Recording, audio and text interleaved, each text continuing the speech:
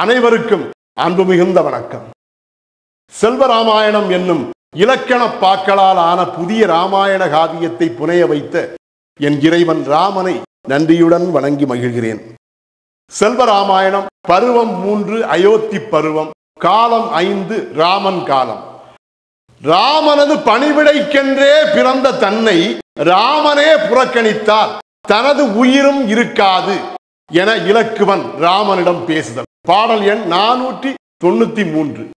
பணிவிடைக்கே பிறந்தேன் யான் பாரினிலே உம்முடனே, பிணி என்றும் ஒதுக்கின் உயிர் பேரிடி போல் விம்மிடுமே, துணிவு கற்றதெல்லாம் துணை வரவே செம்முளமாம், அணியும் அதை மறப்பின் உயிர் அகன்றிடுமே எம்முளமே. இதுவே அந்த 493வது பாடல். இந்த பாடலுக்கான விளக்கத்தை காண்போம். பணிவிடைக்கே பிறந்தேன் யான் பாரினிலே உம்முடனே என்ற முதலாவது வரிக்கான விளக்கம், தனது தமையனாகிய ராமனுடன் தானும் வனவாசம் செய்வதற்கு உடன் செல்வேன் என்று ராமனின் இளைய தம்பியான இலக்குவன் தொடர்ந்து பேசி வந்தான். அவ்வாறு அவன் பேசுகையில், அன்பு மிகுந்த என் அண்ணன் ராமனே, உமக்குரிய பணிகளை செய்து உதவுவதற்கென்றே யான் இந்த உலகினிலே உம்முடனே உமது இளைய தம்பியாக பிறந்துள்ளேன். பிணி என்றும் ஒதுக்கின் உயிர் பேரிடி போல் விம்மிடுமே.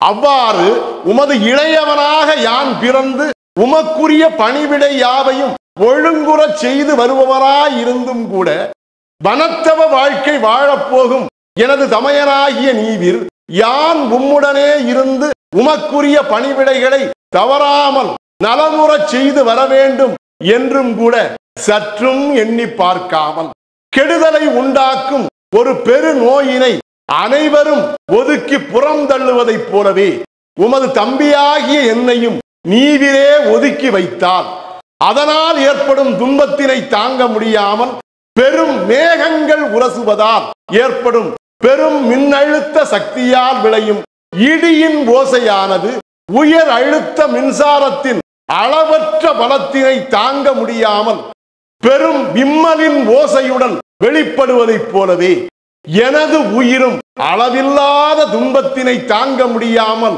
விம்மல் ஓசையினை வெளிப்படுத்தும். துணிவு கற்றதெல்லாம் துணை வரவே செம்முளமாம்.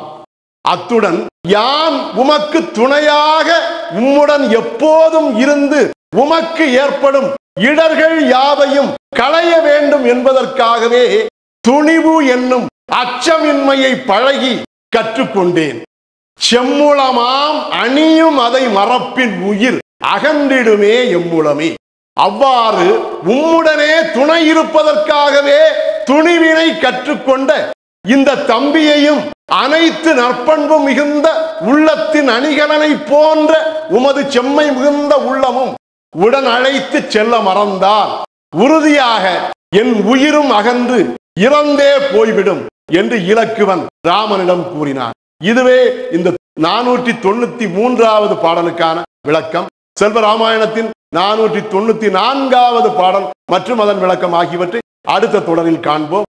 செல்வராமாயணத்துக்கு உங்கள் அன்பையும் ஆதரவையும் தொடர்ந்து தருமாறு அன்போடு கேட்டுக்கொள்கிறேன். அனைவருக்கும் நன்றி, வணக்கம்.